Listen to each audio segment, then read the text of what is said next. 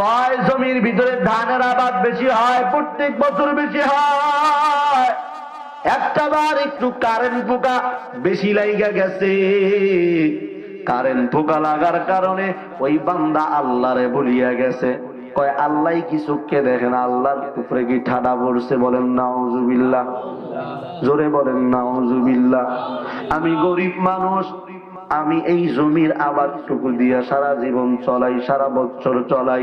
আমার বাড়ির পাশে কত টাকাওয়ালা সম্পদওয়ালা, আল্লাহ তো তাদের ফসলে কম দিল না, তাদের ফসলে কারেন্ট পোকা ধরাইল না। আমার জমির ভিতরে ফসলের ভিতরে কেন কারেন্ট পোকা দিল? আল্লাহ কি আমার সাথে শত্রুতামি করেনি? বলেন নাউজুবিল্লাহ। আল্লাহ তাআলা সারা বছর আপনারে সুস্থ রাখছে। বছরের একটা সময় আপনারে একটু রোগ দিয়া পরীক্ষা করে, যে দেখি বান্দা সারা জীবন আমারে অনুসরণ করে, অনুকরণ করে, আমারে মানে, আমার শুকরিয়া আদায় করে। আমি আমার বান্দারে অল্প সময়ের জন্য একটু রোগ দিয়া দেখি, একটু বড় ধরনের বিপদ দিয়া দেখি, আমার বান্দাই কি আমারে ভুলিয়া যায়। কিন্তু বান্দা আপনা আমি কেমন ভাবে আল্লাহরে ভুলিয়া যায়। সারা বছর সুখ শান্তিতে কাটাইয়া দেয়, একটা সময়ের জন্য, অল্প কিছু সময়ের জন্য যদি রোগ হইয়া যায়, আল্লাহ বলে আল্লাহ কি চোখে? বান্দা বলে আল্লাহ কি চোখে দেখে না? আমার বাড়ির পাশে কত বিল্ডিং ওয়ালা, টাকাওয়ালা, আল্লাহ তাদেরকে তো বড় রোগ দেয় না। আমার মতো গরিব মানুষ দিন আনি দিন খায়, কেন আল্লাহ আমার এত বড় রোগ দেয়? আছে না নাই?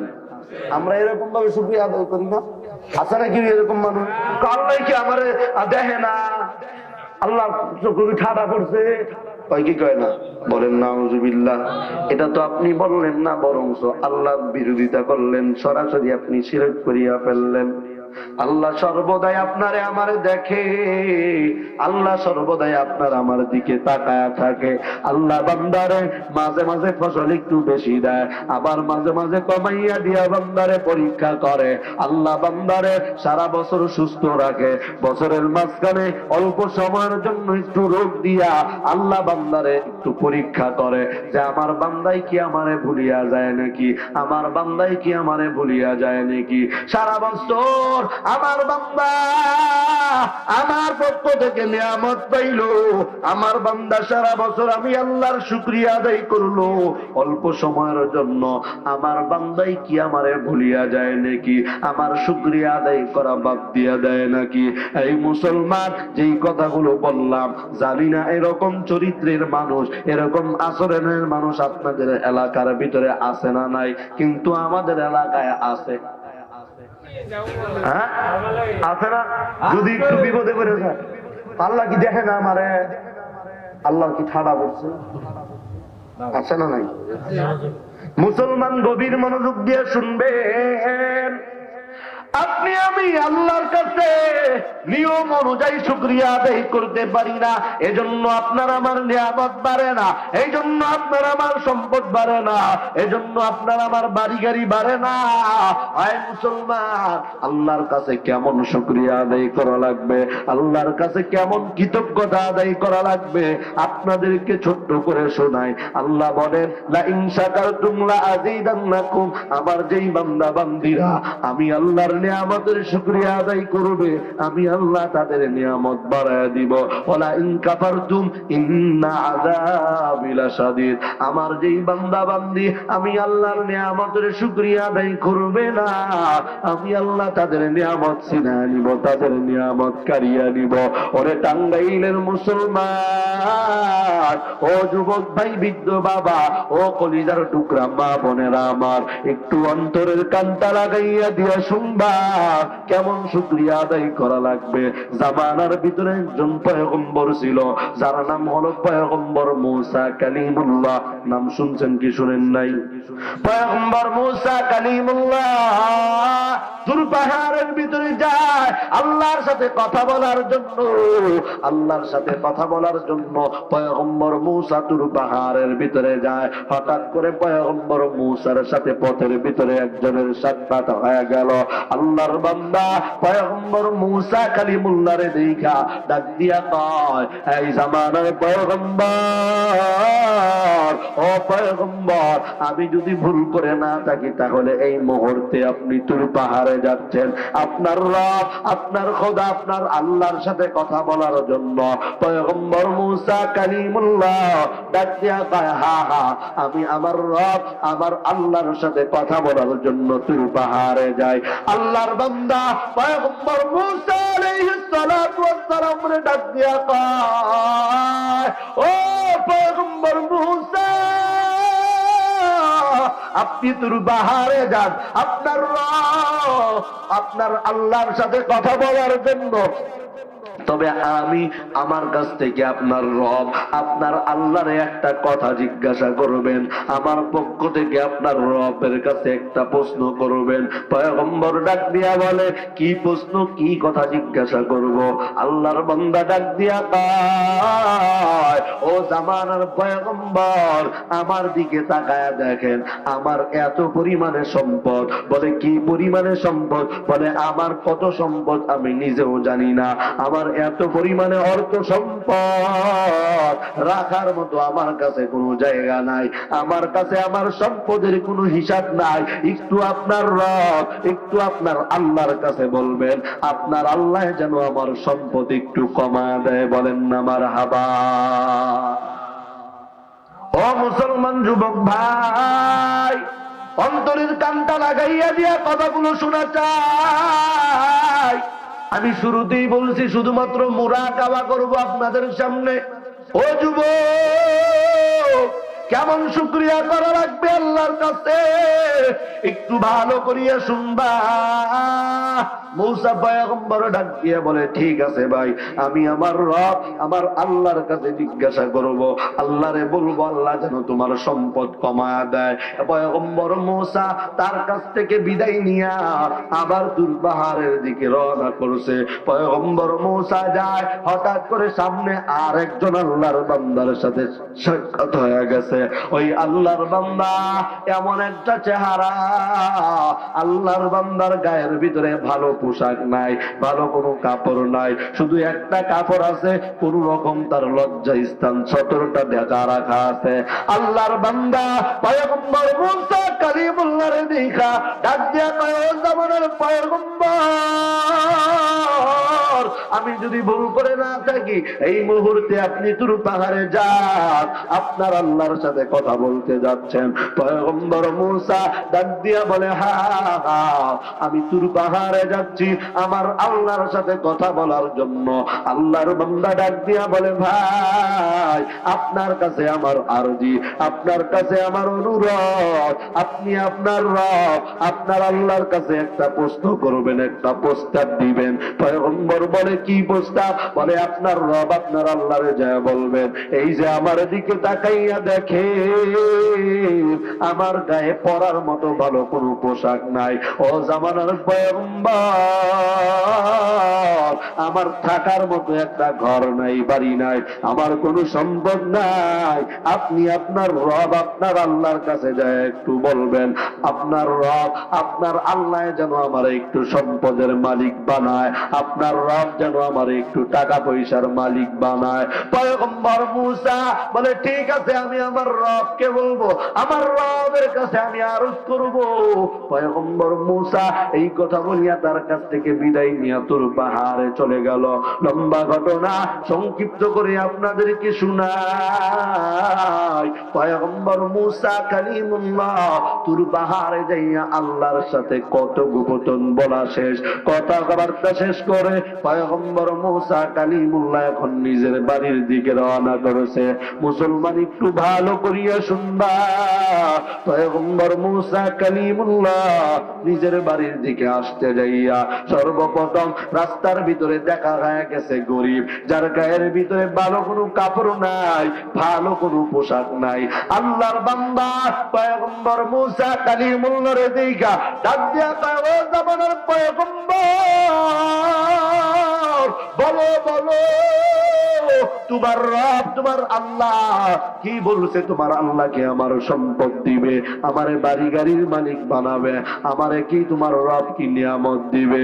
পয়গম্বর মুসা কালিমুল্লাহ ডাক দিয়া কয়, ও আল্লাহর বান্দা, তোমারে আল্লাহ সম্পদ দিবে, তোমারে নিয়ামত দিবে, তোমারে বাড়ি গাড়ি দিবে, তবে তুমি নাকি আল্লাহর শুকরিয়া আদায় করো না।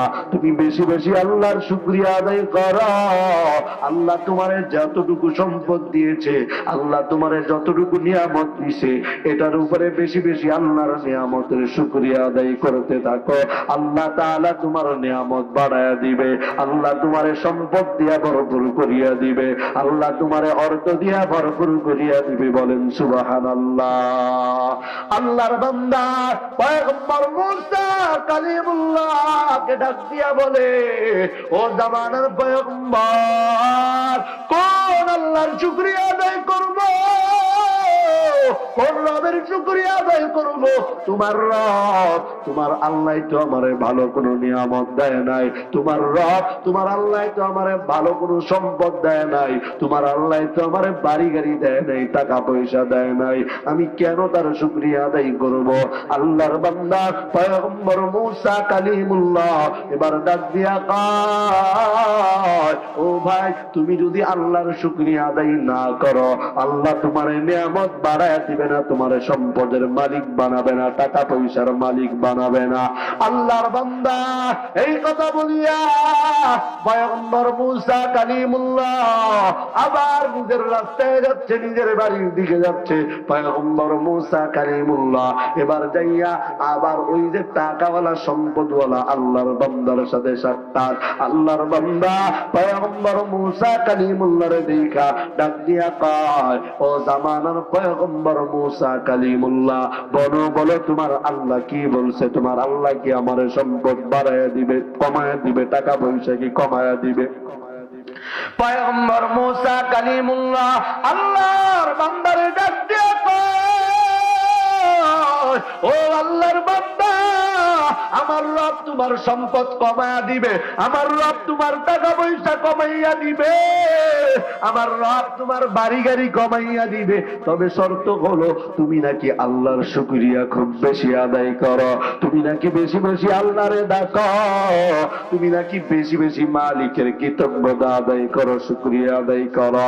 আমার রব আমার আল্লাহ বলছে, আজ থেকে তুমি এখন থেকে আল্লাহর নিয়ামতের শুকরিয়া আদায় করা বন্ধ করে দাও, আল্লাহরে ডাকাডাকি বন্ধ করে দাও, আল্লাহর ইবাদত করা বন্ধ করে দাও, অটোমেটিক আল্লাহ তাআলা তোমার নিয়ামত কমায়া দিবে। পয়গম্বর মুসা কালিমুল্লাহ এই কথা বলার সঙ্গে সঙ্গে আল্লাহর বান্দা দুইটা চোখের পানি ছাড়িয়া কান্না করে আর ডাক দিয়া কয়, ও জামানার পয়গম্বর, আপনি কেমনে এই কথাটা বললেন? আমি কেমনে আমার মালিকরে ডাকা বন্ধ করব? যেই মালিক আমারে এত সম্পদ দিল, যেই মালিক আমারে এত টাকা পয়সা দিল, যেই মালিক আমারে এত বাড়ি গাড়ির মালিক বানাইলো, আমি কেমনে পারবো? আমি তো ছিলাম রাস্তার একটা ফকির, আমি তো ছিলাম একজন অসহায়। যেই মাওলায় আমারে এত সম্পদ দিছে, এত অর্থ দিছে, যেই মাওলা আমারে তার নিয়ামত দিয়া ভরপুর করছে, আমি কষ্টিন কালেও ওই মাওলার শুকরিয়া আদায় করা বন্ধ করতে পারবো না। জোরে বলেন সুবহানাল্লাহ। খারাপ লাগে? খারাপ লাগে? শুনবেন না দোয়া করে দিব? শুনবেন? শুকরিয়া আদায় করতে হবে কেমন? এক আল্লাহর বান্দা যার সম্পদ নাই, পয়গম্বর বলছেন আল্লাহ পাক রব্বুল আলামিনের পক্ষ থেকে হুকুম আসছে, তুমি নাকি আল্লাহর শুকরিয়া একেবারেই কম আদায় করো। আল্লাহ বলছে এখন থেকে আল্লাহর নিয়ামতের শুকরিয়া আদায় করতে। তুমি যদি আল্লাহর শুকরিয়া আদায় করো, আল্লাহ তোমার নিয়ামত বাড়াইয়া দিবে, তোমার সম্পদ বাড়াইয়া দিবে।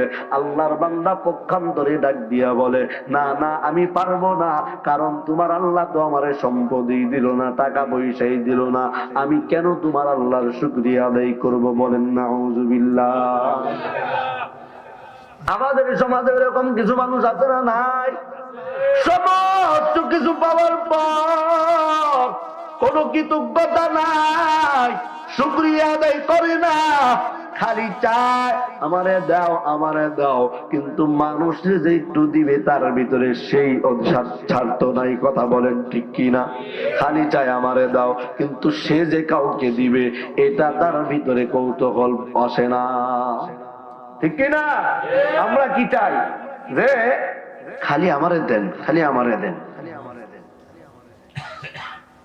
আল্লাহর পয়গম্বর আজ থেকে 1400 বছর আগে বলে গেছে, আমার জামানার উম্মত যারা, তাদেরকে যদি আল্লাহ তাআলা খোলা একটা মাঠ ভর্তি করিয়া স্বর্ণ দিয়া দেয়, আল্লাহর বান্দা এই সময় পরিমাণ স্বর্ণ পাইয়া আল্লাহর বান্দা বাড়িতে যাইয়া বলবে, এরকম যদি আরো একটা মাঠ ভর্তি স্বর্ণ পাইতাম, আল্লাহ যদি তারে আবারও একটা মাঠ ভর্তি স্বর্ণ দিয়া দেয়, আল্লাহর বান্দা ওইবার ওইটা পাওয়ার পর বাড়িতে যাইয়া আবার বলবে যে আল্লাহ যদি আমারে এরকম আরো একটা দিত। কোনোদিনও আল্লাহর বান্দা বলবে না যে না, আল্লাহ যেন আমারে আর না দেয়। যত পাবে তত চাবে, যত পাবে তত চাবে। কথা বলেন ঠিক না বেঠিক? আমাদের অবস্থা তো এরকমই, ঠিক না? আমরা খালি চাই যে আমারে দাও, যা আছে একবারে খাই, কিন্তু আমারও তো দিতে হবে, সেটা আমরা মানি না। শুকরিয়া কি শুধু মুখ দিয়া আলহামদুলিল্লাহ বললেই শুকরিয়া আদায় হয় না?